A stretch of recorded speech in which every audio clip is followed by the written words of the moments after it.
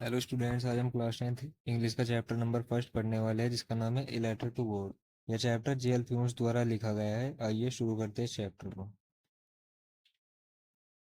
JL फ्यून्स की कहानी a letter to God भगवान में एक किसान के अटूट विश्वास को दर्शाती है।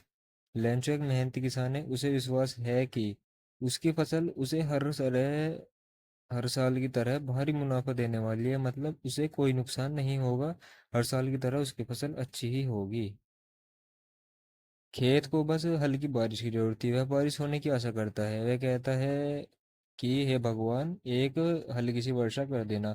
हैरानी की बात है, बारिश हुई लेकिन जल्द ही ओलावृष्टि में बदल गई। मतलब बारिश तो हुई पर जल्दी ही ओले भी पड़ने लगे जिससे उसकी पूरी फसल नष्ट हो गई।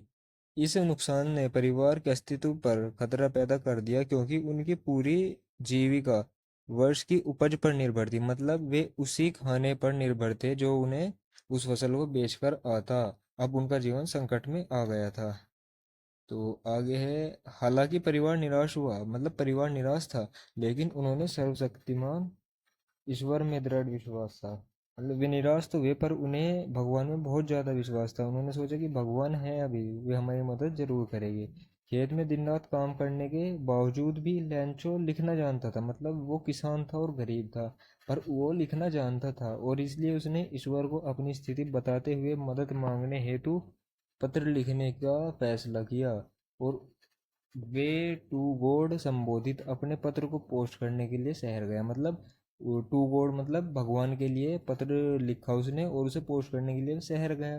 पोस्ट मास्टर ने जब पत्र पर ध्यान दिया, पहले तो वह चकित हुआ। मतलब उसे एकदम सरप्राइज हो गया कि भगवान को कोई लेटर कैसे लिख सकता है। लेकिन फिर किसान का विश्वास बनाए रखने हेतु वह उसके लिए कुछ करने के लिए प्रेरित हुआ।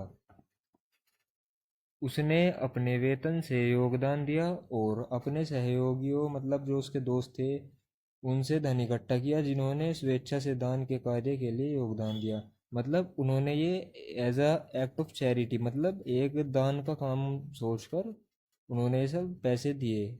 उसकी निराशा के लिए वह केवल 70 पीसों एकत्र कर सका। मतलब जैसे हमारी इंडिया की करेंसी रुपीज़ है, वहाँ की करेंसी पीसोस थी, तो वो 70 पीसों इकट्ठा करा था उसने। और लैंचो ने भगवान से मांगा था 100 पीसोस, जिससे उसे ने एक लिफाफे में लपेट दिया ताकि वह ईश्वर के उत्तर की तरह लग सके। पत्र मिलने के बाद लेखक लैंचो बिल्कुल हैरान नहीं हुआ। मतलब जो लैंचो था, जो लेखक है, पत्र मिला उसे भगवान से तो वो एकदम मतलब ऐसा सरप्राइज नहीं हुआ कि भगवान ने पत्र लिखा उसके लिए, क्योंकि उसका विश्वास ही इतना था भगवान में। बल्कि यह पता लगने पर कि राशि उसकी उम्मीद से कम है, वह क्रोधित हो जाता है। जैसे उसे ये पता लगता है कि भगवान ने जो पैसे भेजे हैं वे उसकी ज़रूरत से कम है तो उसे गुस्सा आ जाता है। वह शेष राशि भेजने के लिए भगवान को एक और पत्र लिखता है। मतलब जो 30 पीसोस बचे थे उन्हें भेजने के लिए भगवान को एक और पत्र लिखता है।